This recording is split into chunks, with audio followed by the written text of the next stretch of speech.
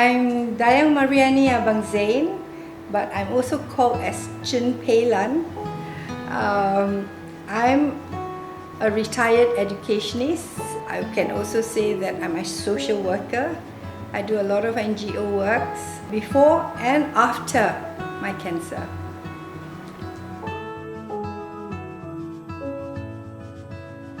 Well, I was diagnosed in 2010. I was away in the US and I came back just for the Puasa month, and I feel a twinge at the side of my left breast.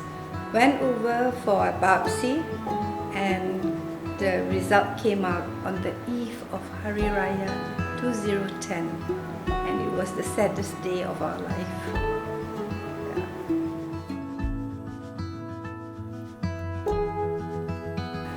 Well, I was numb. Actually, both my husband and I, after we were given the news, we didn't talk, we just hold hand, sat in the car, driven home. We didn't talk at all until I reached my bedroom, and the two of us just hugged each other and just cried. Because as you know that cancer has always been labeled as a death sentence.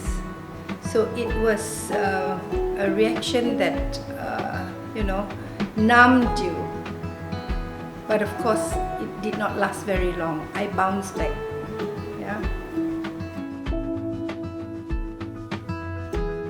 As usual, after you've been diagnosed, you will have to go through your surgery to get it really analyzed to see what stage you are on. So I was breast cancer CA breast 2A, yeah. And after being diagnosed, then you will go through with your doctors as what are the things that you need to do. So of course, after recovery, I had to go through radiotherapy first, and then after 33 cycles of radiotherapy, I remember so clearly that I finished it over just before Christmas, and we flew to Bandung to celebrate Christmas up at the peak. After a rest of a month, then I start my chemotherapy. I had 6 cycles of chemotherapy and 3 cycles of Zometa, which is for my bone. Yeah. But the Zometa was given to me because being an osteopenia person, I think it was more to strengthen the bone. So not everybody has to go through the Zometa part. And again, everybody are different.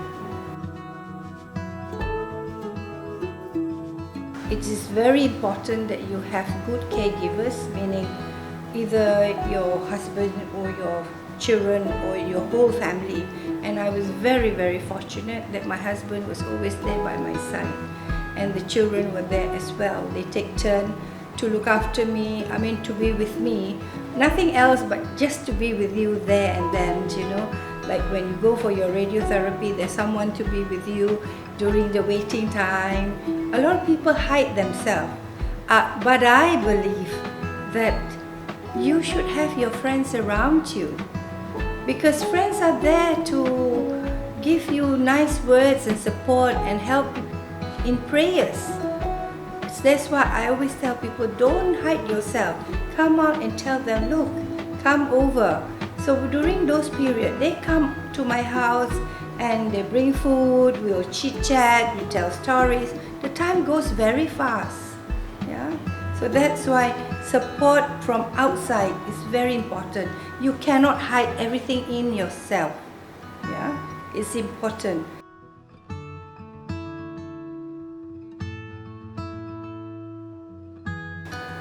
I don't really think that I have really lived differently, because I've always been a very active person.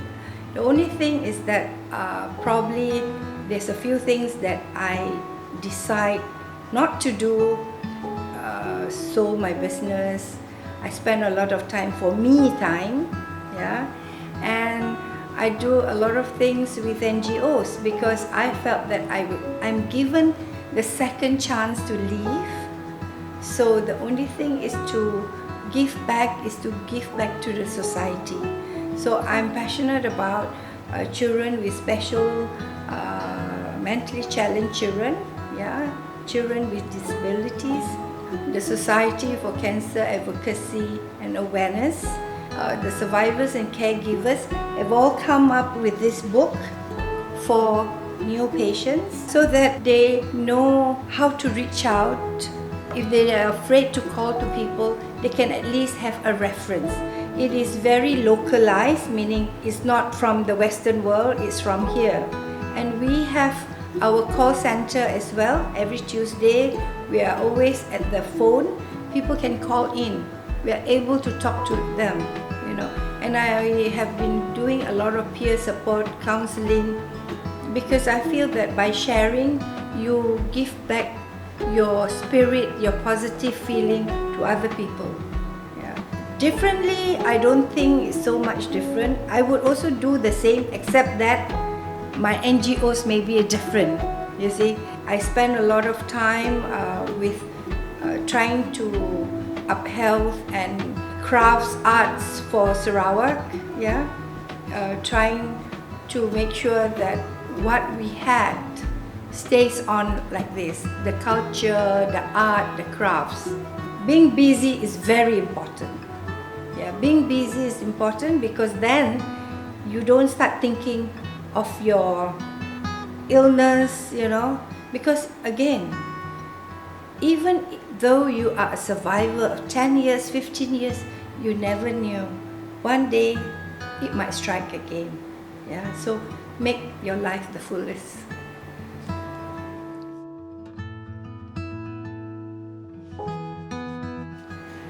Well, I always believe that the destiny is in your own hand.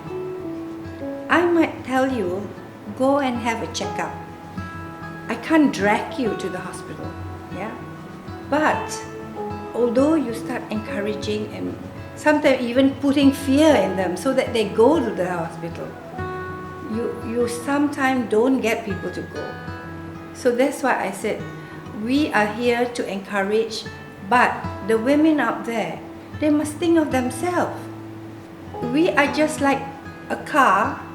You need to be serviced all the time. At least a car breaks down, there's spare parts. We don't have spare parts. So if you don't look after yourself, you can't provide, not only to the community, to your family. For me, what kept me going was the children were young, and I'm not willing to give up because I want to see the children grow up, graduate, get married, have grandchildren. Now I'm happy that I have at least 3 grandchildren and I want to see more, you see. So you have to have empowerment. You have to be yourself, the strength is from you. No matter how people push you, it won't work. It is you. The destiny is in your hand. You have to hold the sail to reach that destination. So you have to be there to look after yourself. Please look after yourself. Love yourself. Nobody loves you like you love yourself. Don't play with your health. It's no turning back. Whatever, even like people said, you're cured from cancer. I never say that I'm cured from cancer.